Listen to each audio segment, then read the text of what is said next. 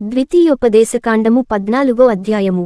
మీరు మీ దేవుడైన యెహోవాకు బిడ్డలు గనుక చనిపోయిన వాడవనిని బట్టి మిమ్మును మీరు కోసికొనకూడదు, మీ కనుబొమ్మల మధ్య బోడి చేసుకొనకూడదు. ఏలయనగా నీ దేవుడైన యెహోవాకు నీవు ప్రతిష్ఠిత జనము, మరియు యెహోవా భూమిమీద నున్న సమస్త జనములలో విశేషముగా తనకు స్వకీయ జనమగునట్లు నిన్ను ఏర్పరచుకొనెను. నీవు హేయమైనదేదియు తినకూడదు. మీరు తినదగిన జంతువులు ఏవేవనగా ఎద్దు, గొర్రెపిల్ల, మేకపిల్ల, దుప్పి, ఏర్చిన్న జింక, దుప్పి, కారుమేక, కారుజింక, లేడి, కొండగొర్రె అనునవే. జంతువులలో 2 డెక్కలు గలదై నెమరువేయు జంతువును తినవచ్చును. నెమరువేయు వాటిలోనిదే కాని 2 డెక్కలుగల వాటిలోనిదే కాని నెమరువేసి ఒంటిడెక్కగల ఒంటె, కుందేలు, పొట్టి కుందేలు అనువాటిని తినకూడదు. అవి మీకు హేయములు. మరియు పంది 2 డెక్కలు గలదైనను నెమరువేయదు గనుక అది మీకు హేయము.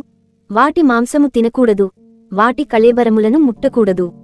నీట నివసించువాటన్నిటిలో మీరు వేటిని తినవచ్చుననగా రెక్కలు పొలుసులుగల వాటినన్నిటిని తినవచ్చును. రెక్కలు పొలుసులు లేనిదానిని మీరు తినకూడదు, అది మీకు హేయము. పవిత్రమైన ప్రతి పక్షిని మీరు తినవచ్చును.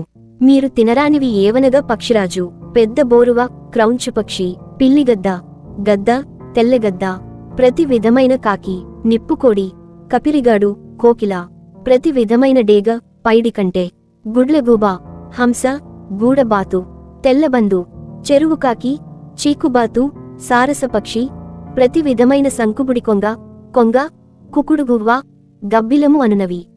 ఎగురు ప్రతి పురుగు మీకు హేయము, వాటిని తినకూడదు. పవిత్రమైన ప్రతి పక్షిని తినవచ్చును.